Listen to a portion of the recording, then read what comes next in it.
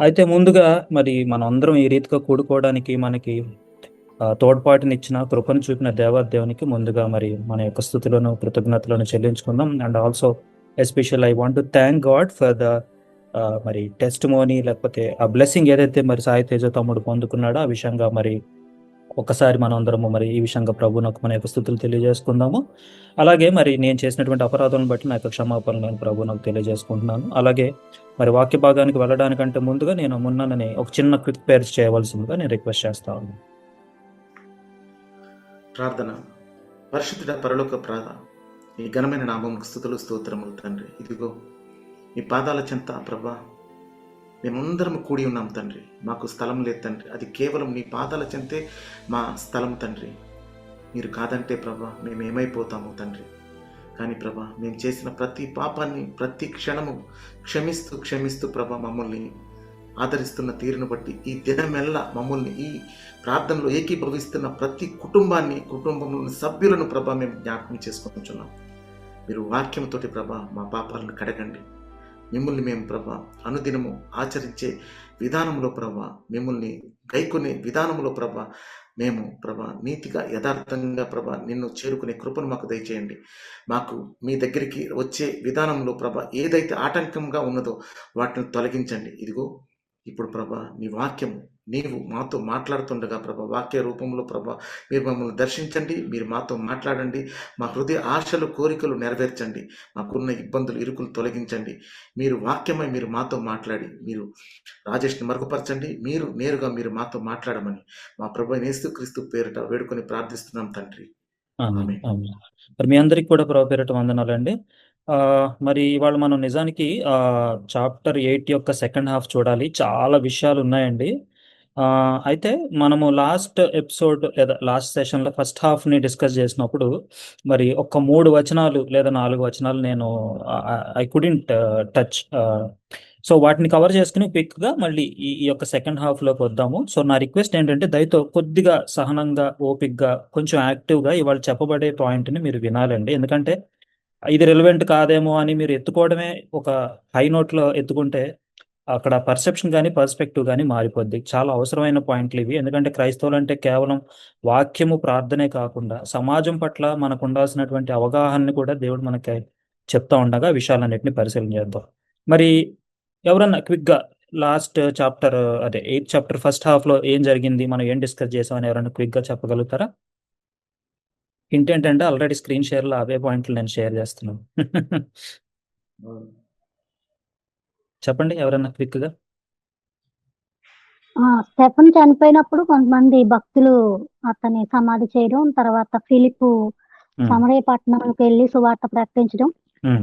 తర్వాత ఆహ్, పౌ ఆహ్, ఎవరు పేతురు వచ్చి అంటే అతను ప్రకటిస్తా ఉన్నప్పుడు పరిశుద్ధాత్మ ఎవరు పొందుకోలేదు గానీ, హ్మ్. మళ్ళీ పేతురు, యోహాను వాళ్ళు వచ్చి ప్రార్థన చేసినప్పుడు వాళ్ళు పరిశుద్ధాత్మను పొందుకోవడం.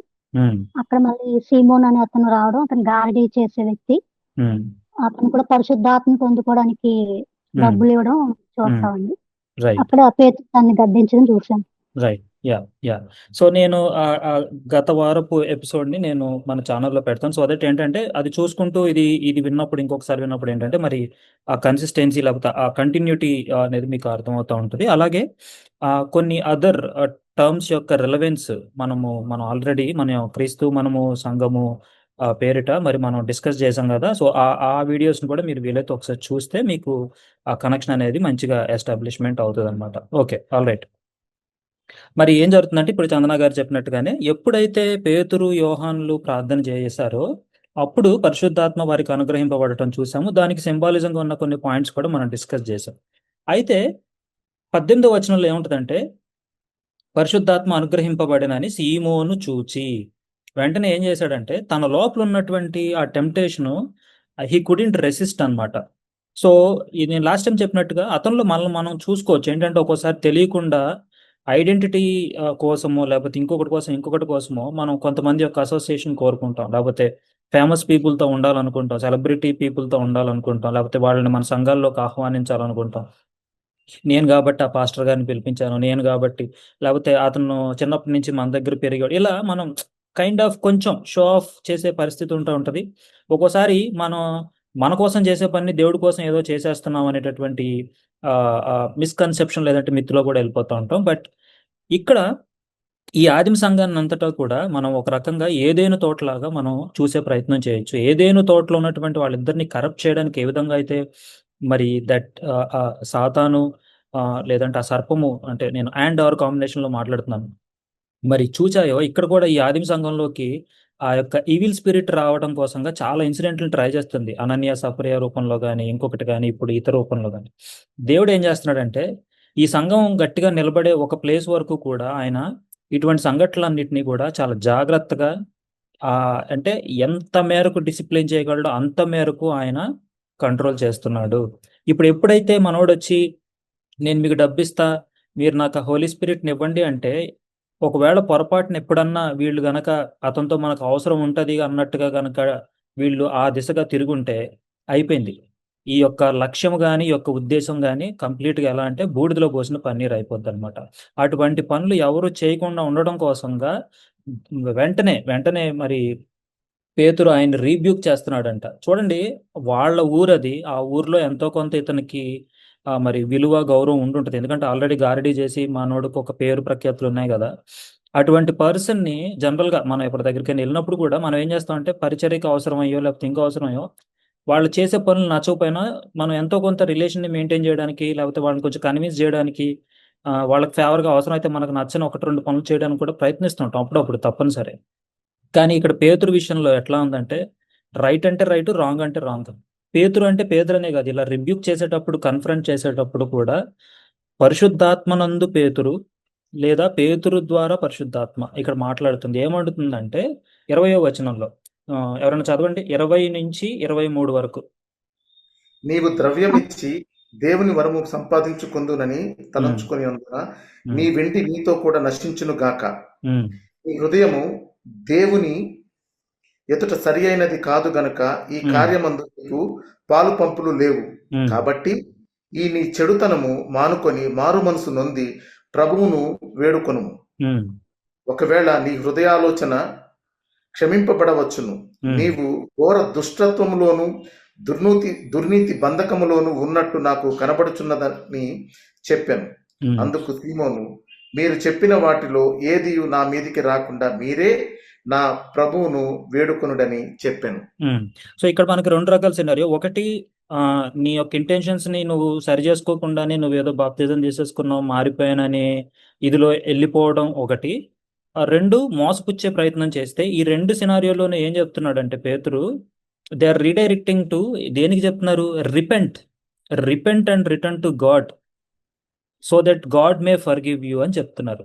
సో ఇది కూడా మళ్ళీ మారు మనసు అనే కాన్సెప్ట్గా వాళ్ళు రీడైరెక్ట్ చేస్తున్నారు. సో ఖచ్చితంగా అతను గట్టిగానే కన్ఫరెంట్ చేశాడు. అయితే నలుగురిలో కన్ఫరెంట్ చేశాడా, ఒక్కడిగా తీసుకొచ్చి కన్ఫరెంట్ చేశాడా అని మనకు తెలియదు, కానీ గట్టిగానే చెప్పాడు, నీ యొక్క చెడుతనము మానుకొని మారు మనస్సు నొంది ప్రభువును వేడుకొనుము, నీ హృదయము దేవుని ఎదుట సరి అయింది కాదు.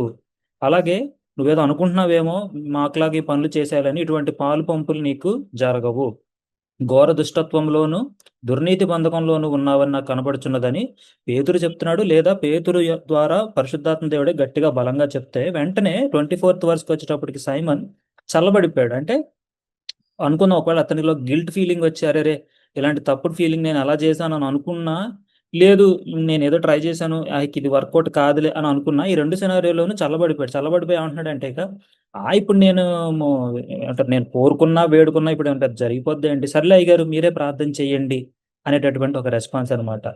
మీరు చెప్పినది ఏది నా మీదకి రాకుండా మీరే నా కొరకు ప్రభువుని వేడుకోనండి అని చల్లబడిపోయినటువంటి ఒక రెస్పాన్స్ని ఇస్తా ఉన్నాడు అనమాట. కాబట్టి ప్రియులారా, దయతో పరిశీలన చేసుకోండి. మనం ఎప్పుడు కూడా మనం ఏదైనా ఒక పని చేస్తున్నాం అంటే దాని ఇంటెన్షన్ ఏమిటి, ఎందుకోసం చేస్తున్నాం, ఆ తర్వాత ఎలా చేయబోతున్నాం, ఈ 3 కూడా వాక్య వెలుగులో పరిశీలన చేసుకోవాల్సిన అవసరం ఎప్పుడు కూడా ఉందన్నమాట. సో అలా సైమన్ చాప్టర్ని మరి వాళ్ళు కన్క్లూడ్ చేశారు. ఆ తర్వాత 25వ వచనంలో ఏం జరుగుతుందంటే, అంతటా వారు సాక్ష్యం ఇచ్చుచు, అంతటా వారు అంటే ఇన్క్లూడింగ్ ఫిలిప్, పేతురు, యోహాన్లు వీళ్ళంతా కూడా పనిలో ఉన్నారు. అంతటా వారు సాక్ష్యం ఇచ్చుచు ప్రభు వాక్యము బోధించి యెరూషలేముకు తిరిగి వెళ్ళుచు. సో ఆ ఇదిలో చూసుకుని సమరయులు అనేక గ్రామంలో సువార్త ప్రకటించుచు వెళ్తున్నారు. సో సమరయ పట్టణం మొత్తాన్ని కూడా వాళ్ళు దే ఆర్ ట్రైంగ్ టు, లేకపోతే వాళ్ళు ప్రభు యొక్క మాటలు చెప్పుచు, సువార్తను గురించి చెప్పుచు ప్రభు వైపుకు తిప్పే ప్రయత్నం చేస్తా ఉన్నాగా, మరి ఇదంతా కూడా మరి లాస్ట్ టైం చెప్పినట్టుగా అపోస్తుల కార్యాలు 1 అధ్యాయం 8వ వచనం యొక్క ఫుల్ఫిల్మెంట్ గాను, లేదంటే ఎక్స్టెన్షన్ ఆఫ్ ది పెంతికొస్త్ అని మనం చెప్పుకున్నాం కదా లాస్ట్ వీక్ లో, దాని యొక్క నెరవేర్పుగా, లేకపోతే ఆ దిశగా నడిపింపును మరి మనం చూడొచ్చు అనమాట. ఆ తర్వాత 26వ వచనంలో ఏం జరుగుతుందంటే, ప్రభు దూత నీవు లేచి, so it's giving some directions to go a certain place. A place అని చెప్తుందంటే, యెరూషలేం నుండి గాజాకు పోవు అరణ్య మార్గమున అని చెప్తుంది అనమాట.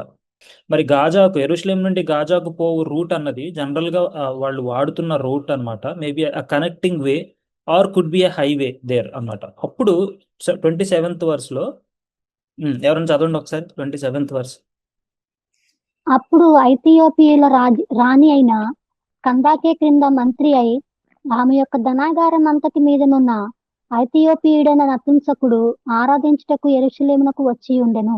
నేను దీన్ని కొంచెం స్లో డౌన్ చేస్తాను. ఫస్ట్ ఏం జరుగుతుందంటే, ఐథియోపియుల, నేను అక్కడ ఒక లైన్ గీస్తా, అండ్ దెన్ రాణి అయిన కందాకే క్రింద అక్కడ ఒక లైన్ గీస్తా, మంత్రి అయి ఆమె యొక్క ధనాగారం అంతటి మీదనున్న ఐథోపియుడైన నపుంసకుడు అక్కడ ఒక గీత గీస్తా, ఆరాధించుటకు అక్కడ ఒక గీత గీస్తా, యెరూషలేమునకు వచ్చి ఉండెను. ఇప్పుడు గీత గీయబడినటువంటి ఈ యొక్క పాయింట్స్ అన్నిటిని కూడా ఇప్పుడు మనం డిస్కస్ చేయబోతున్నాం ప్రియులారా. దయతో కొంచెం శ్రద్ధ వహించి వినండి. ఆల్సో నేను స్క్రీన్ మీద కూడా మీకు అవే పాయింట్స్ చూపించే ప్రయత్నం చేస్తాను. సో అతను ఎవరంట?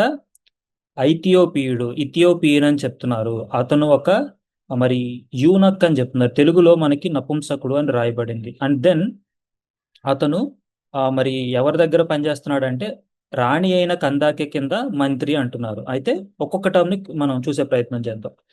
ఐథియోపియుడు లేకపోతే ఇథియోపియన్ లేకపోతే ఇథియోపియా అన్నప్పుడు జనరల్గా మనకి హెబ్రియల్ భాషలో ఎటువంటి మీనింగ్ వస్తుందంటే, బర్న్ట్ ఫేస్, అంటే కాలిపోయినటువంటి మొహం కలిగిన వారు అనే అర్థం వస్తుందంట. అంటే దీని ఉద్దేశం ఏంటంటే, వీరు ఎలా చెప్పాలి, డార్క్ స్కిన్ టోన్ కలిగినటువంటి పీపుల్ వీళ్ళంతా కూడా. దీని గురించే ఇర్మియాలో ఏం రాయబడిందంటే, ఇర్మియా గ్రంథం 13 అధ్యాయం 23 ఎవరన్నా విగ్గా తీయండి. ఇర్మియా 13:23.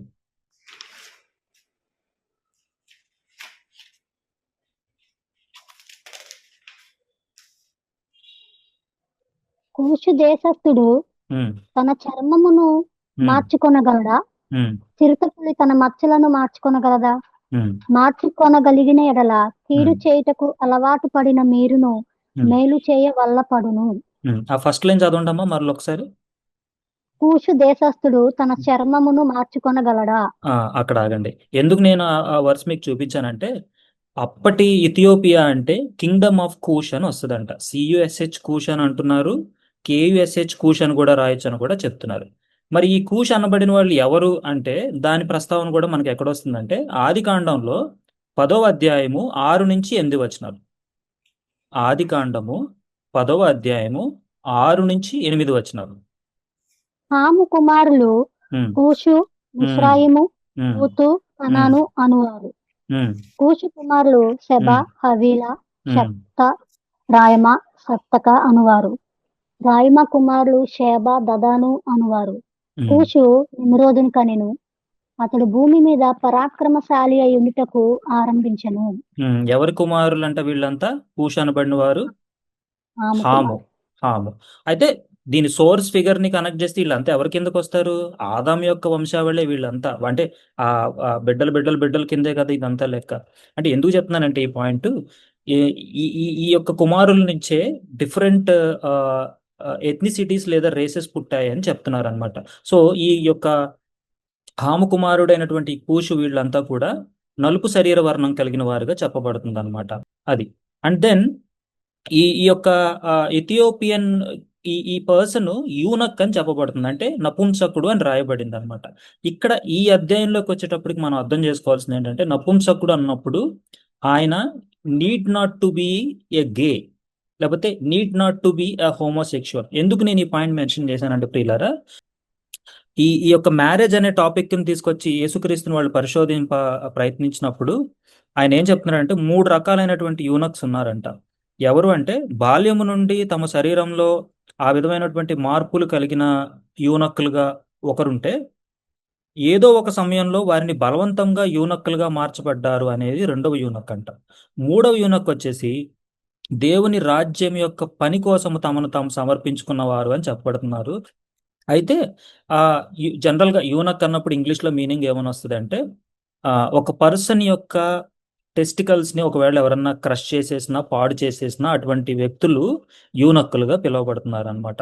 అయితే ఆనాటి నుంచి కూడా ఇలాంటి పీపుల్ ఎగ్జిస్టింగ్ అవుతున్నారనే విషయాన్ని మనకి మరి మత్తయి సువార్తలో యేసుక్రీస్తు మాట్లాడినటువంటి మాటల ద్వారా తెలుస్తుంది. అయితే యూనక్ అంటే ఎంతసేపు ఒక డిఫరెంట్ పర్సన్ గానే చూస్తున్నారు కదా, కానీ ఆ సమయంలో దేవుని యొక్క సేవ చేయటం కోసం చాలా మంది తమను తాము సమర్పించుకున్నప్పుడు పెళ్లి చేసుకోకుండా ఉన్నటువంటి బ్రహ్మచారులను కూడా యూనక్ అని పిలిచేటటువంటి సినారియో కూడా ఒకటి ఉండింది అనమాట. ఇప్పుడు ఏ సినారియోలో చూసుకున్నా ఈ యూనక్కులు పెళ్లి చేసుకునేటటువంటి ఫెసిలిటీ వీళ్ళకు ఉన్నది, లేదా ప్రభు యొక్క పని కొరకు తమను తాము సమర్పించుకుని నిలబడేటటువంటి ఆ యొక్క సౌలభ్యం కూడా ఉందని చెప్పి ఆ వాక్యం బోధపరుస్తూ ఉంది. అలాగే ఈ రాణి దగ్గర అని ఇందాక మనకు మెన్షన్ చేశాడు, కందాకే అన్నాడు, కానీ కందాకే అంటే ఏంటంటే టైటిల్ అనమాట, అంటే రాణి యొక్క టైటిల్ అనమాట. సో ఇటువంటి రాణి దగ్గర కానీ రాజుల దగ్గర కానీ పెట్టడం కోసం అటువంటి స్వభావం కలిగినటువంటి క్యాండిడేట్లు చూజ్ చేసుకుంటారు, లేదా కొంతమందిని చూజ్ చేసుకుని వాళ్ళ యొక్క టెస్టికల్స్ని వాళ్ళు they crush it and they make them as an eunuchs అనమాట, చేసి వాళ్ళని అటువంటి ఆ పదవుల్లో పెడతా ఉంటారనమాట. మరి యోసేపు కథలో ఉన్నటువంటి పోతీఫర్ కూడా ఇటువంటి యూనక్కేనని మనకి చెప్తా ఉన్నారనమాట. సో మోస్ట్ ఆఫ్ ది అధికారులు ఇటువంటి పరిస్థితులు, అంటే ఇటువంటి స్వభావం కలిగినటువంటి క్యాండిడేట్స్ గానే చెప్పబడతా ఉందన్నమాట. అయితే ఇవాళ రేపు సమాజంలో ఏంటంటే ప్రైడ్ కానీ LGBTQ+ వచ్చిన తర్వాత ఏమైపోయిందంటే కొన్ని టర్మ్స్ యొక్క స్కోప్ కంప్లీట్గా మారిపోయింది. ఒకప్పుడు సెక్స్ జెండరు అనే డెఫినేషన్స్ రమారమి సేమ్గా ఉండేవి, కానీ ఇప్పుడు ఎలా అయిపోయిందంటే నువ్వు ఎప్పీర్ అయ్యే దాన్ని బట్టి కానీ నీకు వసకబడిన అవయవాలను బట్టి నీ యొక్క జెండర్ అనేది డిఫైన్ చేయబడట్లేదు. నువ్వు ఏమి ఫీల్ అవుతున్నావు, ఏమి కోరుకుంటున్నావు, దేని కొరకు నీ యొక్క పోరాటం ఉంది, లేకపోతే నీ యొక్క ప్రయత్నం ఉంది అనే దాన్ని బేస్ చేసుకుని ఒక వ్యక్తి యొక్క జెండర్ డిసైడ్ చేయబడుతుంది అనమాట.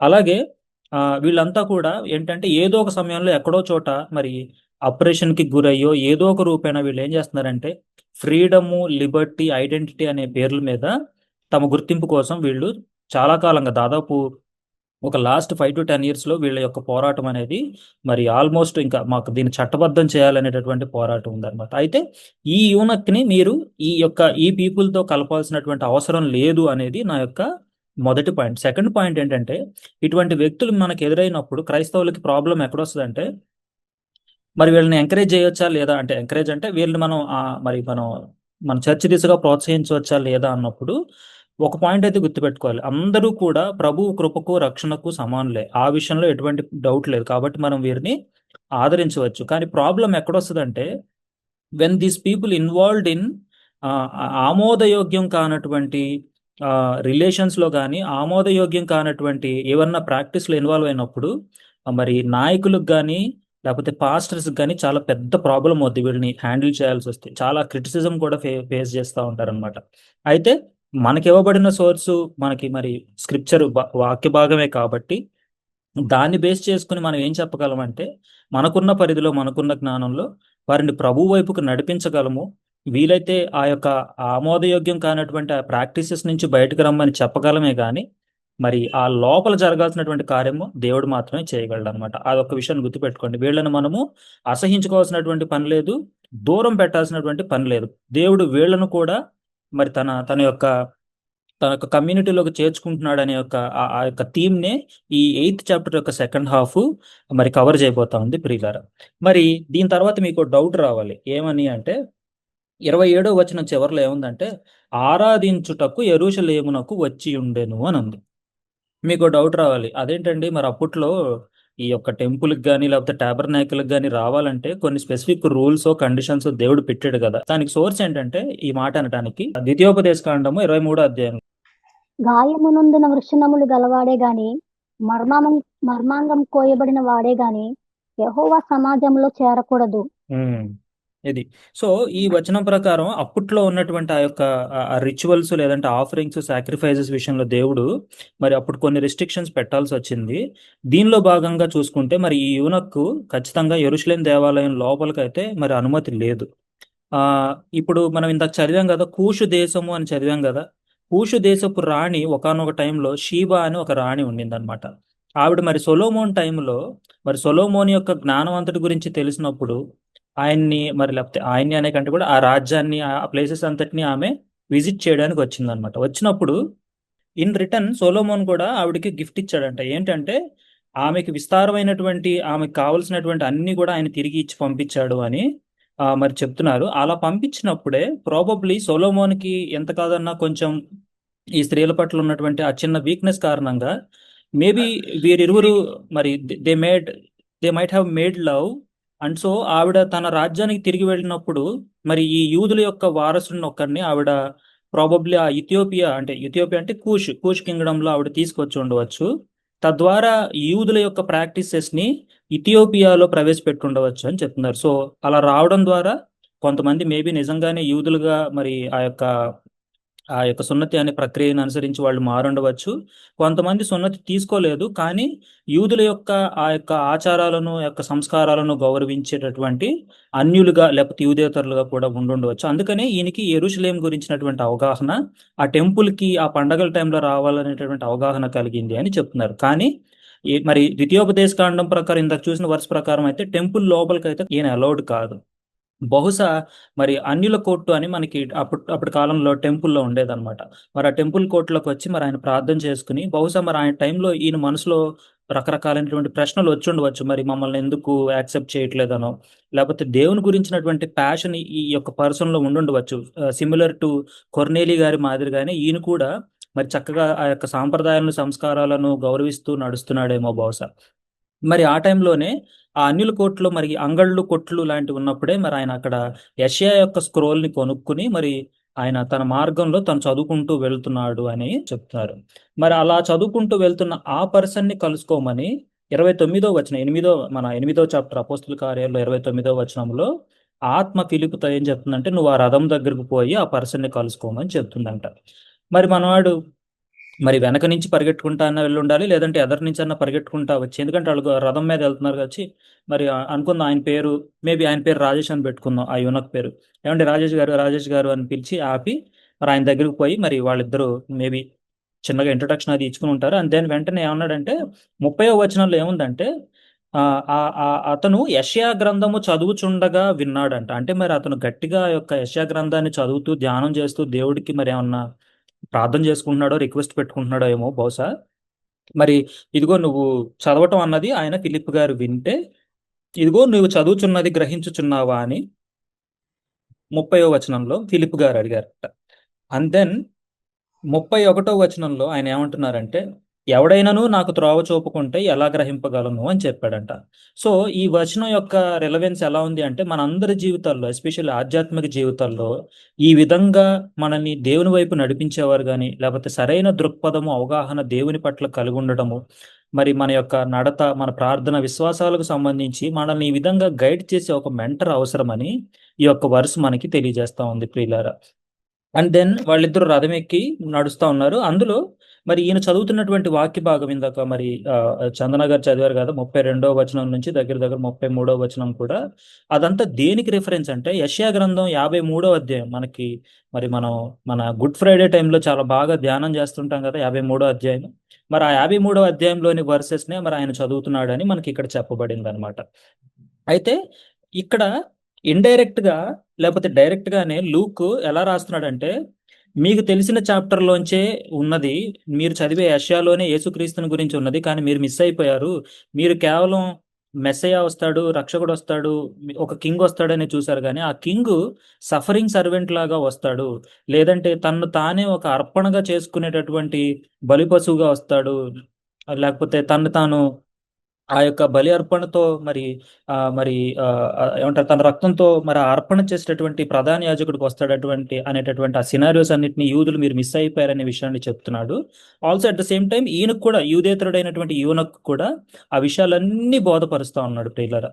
అలాగే ఈజీగా అయి ఉంటుందని అనుకోవట్లేదు, డిస్కషన్ చాలా మంచిగానే గట్టిగానే అయి ఉంటుందని అనుకుంటున్నాను.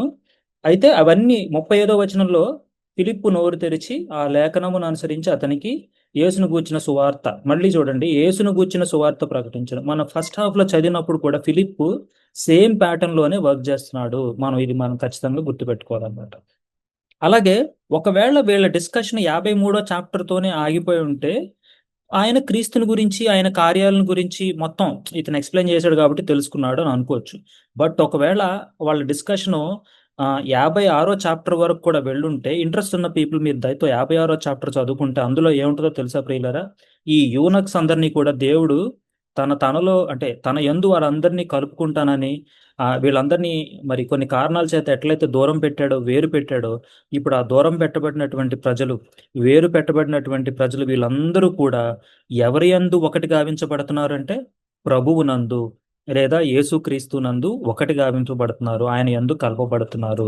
అదే డివైన్ ప్లాన్ అన్నమాట. అయితే మరి ఆ 36 నుంచి 38 వచనాల్లో ఏంటంటే వెంటనే ఒక నీళ్ళు వచ్చే ప్లేస్ వచ్చిందని, ఆయన బాప్తిజమం తీసుకుంటానని ఇంట్రెస్ట్ చూపాడని, ఆయన బాప్తిజమం ఇచ్చాడని చెప్తున్నారు. కొన్ని బైబిల్స్ లో 37th వర్స్ అనేది లేదు, అది యాక్చువల్లీ ఫుట్ నోట్ కింద మాత్రమే ఇవ్వబడింది అనమాట. సో అక్కడ ఆ 3 వచనాలను కలిపి పెడితే అంటే ఆయన యెషయా గ్రంథాన్ని ఎక్స్ప్లెయిన్ చేశాడు, ఈయన తెలుసుకున్నాడు. ఆయన మరి నేను బాప్తిజం తీసుకున్నానంటే, అయ్యా నువ్వు తీసుకుంటానంటే ఏదో ఏమంటారు నామకే వస్తే తీసుకోవడం కాదు, ఫర్ ద సేక్ ఆఫ్ తీసుకోవడం కాకుండా నువ్వు మరి ఇవన్నీ అర్థం చేసుకున్నావా, విశ్వసిస్తున్నావా అంటే ఆ ఫుట్ నోట్ ఏముందండి, ఇందాక చదివారు కదా, చదవండి. ఫిలిప్పు నీవు పూర్ణ హృదయముతో విశ్వసించిన ఎడల పొందవచ్చునని చెప్పెను. అందుకు అతడు ఏం చెప్పాడంట, యేసుక్రీస్తు దేవుని కుమారుడిని విశ్వసించున్నాడు అని చెప్పాడంట. ఓకే. సో ఈ విషయాన్ని మనం అర్థం చేసుకోవాలంటే నామకే వాస్తే బాప్తిజం, ఇందాక మనం చదివిన ఫస్ట్ హాఫ్ లోనేమో నామకే వాస్తే బాప్తిజం ఎవరు తీసుకున్నారు, సైమన్ తీసుకున్నాడు. కానీ ఇక్కడికి వచ్చేటప్పటికి ఏం జరుగుతుందంటే నిజమైన బాప్తిజం, మారు మనసు పొందిన బాప్తిజమము, అది కూడా యూదేతరుడు తీసుకుని మరి ఈ క్రీస్తునందు ఆ యొక్క ఒకటి గావింపబడటం అనేటువంటి సినారిని మనం చూస్తున్నాం అనమాట.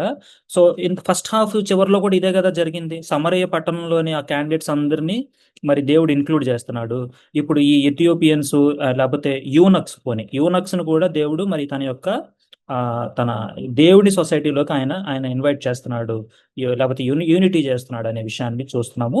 సో ఇది కూడా ఒక కైండ్ ఆఫ్ సినారియో. ఎలా అంటే అపోస్తుల కార్యాలు 1వ అధ్యాయం 8వ వచనానికి సంబంధించినటువంటి వన్ ఆఫ్ ద సినారియోగా చెప్పొచ్చు. లేదంటే దేవుడు అందరినీ తన యొక్క డివైన్ ప్లాన్ లో భాగంగా ఒక యూనిట్ గా మారుస్తున్నాడు అనే దానికి చూస్తున్నాము.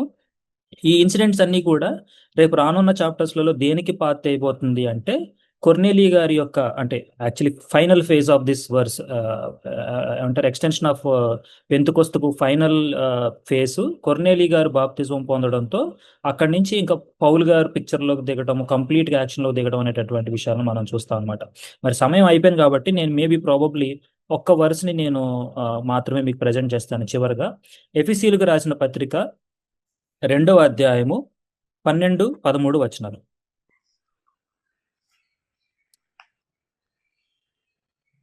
12-13 2వ అధ్యాయము 12-13. ఆ కాలమందు ఇశ్రాయేలుతో సహపౌరులు కాక పరదేశులను, వాగ్దాన నిబంధనలు లేని పరజనులను, నిరీక్షణ లేనివారును, లోకమందు దేవుడు లేనివారునై ఉండి క్రీస్తుకు దూరస్తులై ఉంటిరని మీరు జ్ఞాపకము చేసుకొనుడి. అయినను మునుపు దూరస్తులైన మీరు ఇప్పుడు క్రీస్తు యేసునందు క్రీస్తు రక్తము వలన సమీపస్తులై ఉన్నారు. ఒక్కసారి 13 మళ్ళీ చదవండి అమ్మా. అయినను మునుపు దూరస్తులైన మీరు ఇప్పుడు క్రీస్తు యేసునందు క్రీస్తు రక్తము వలన సమీపస్తులై ఉన్నారు. అండ్ దెన్ 17 and 19 అదే చాప్టర్ లో 17 and 19 లేదా 17-19 మేబీ అలా చదువుతాను. మరియు ఆయన